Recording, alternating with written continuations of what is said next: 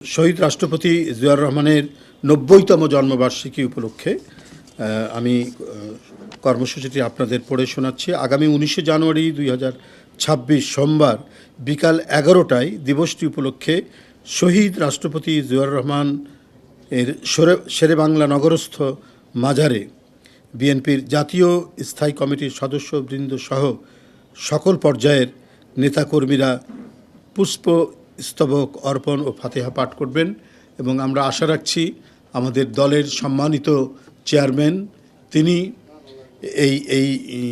ওই দিন তিনিও উপস্থিত থাকবেন। আমরা আনুষ্ঠানিকভাবে তাকে জানাবো দিবসটি মানে সেই ফাতিহা পাঠে তিনি উপস্থিত থাকার জন্য।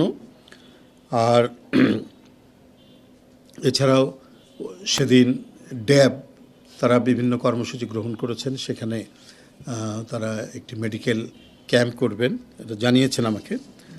আর আমাদের যে 2 দিন ব্যাপী কর্মসূচি বিএনপি, তার মধ্যে 20শে জানুয়ারি 2026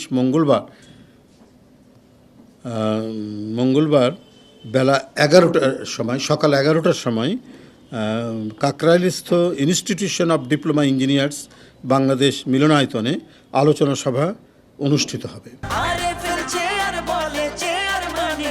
আরএফএল চেয়ার, ক্ষমতার নয় সমতার চেয়ার।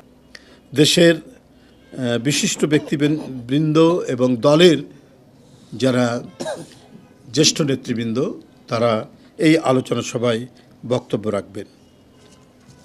অনুরূপভাবে এছাড়াও 19শে জানুয়ারি সোমবার শহীদ রাষ্ট্রপতি জিয়াউর রহমানের জন্মবার্ষিকী উপলক্ষে বিএনপির কেন্দ্রীয় কার্যালয় সহ সারা দেশে দলীয় কার্যালয়গুলোতে দলীয় পতাকা উত্তোলন ও বিএনপি ও অঙ্গ সংগঠনগুলোর উদ্যোগে দেশের সকল জেলা, মহানগর, উপজেলা, থানা ও বিভিন্ন ইউনিটসমূহে স্থানীয় সুবিধা অনুযায়ী আলোচনা সভা ও দোয়া মাহফিল অনুষ্ঠিত করবে। এখানে বিএনপি সহ অন্যান্য অঙ্গ সংগঠন তারা তাদের মতো করে কর্মসূচি নেবেন এবং সেখানে কর্মসূচিগুলির মধ্যে মূলত থাকে আলোচনা সভা এবং দোয়া মাহফিল, এগুলো হয়তো তারা করবেন। আর আমাদের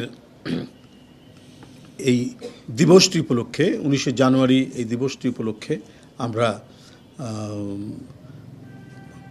ইতিমধ্যেই পোস্টার প্রকাশ করেছি এবং ওই দিন বিভিন্ন সংবাদপত্রে ক্রোড়পত্র প্রকাশ করা হবে, বিভিন্ন সংবাদপত্রে ক্রোড়পত্র প্রকাশ করা হবে।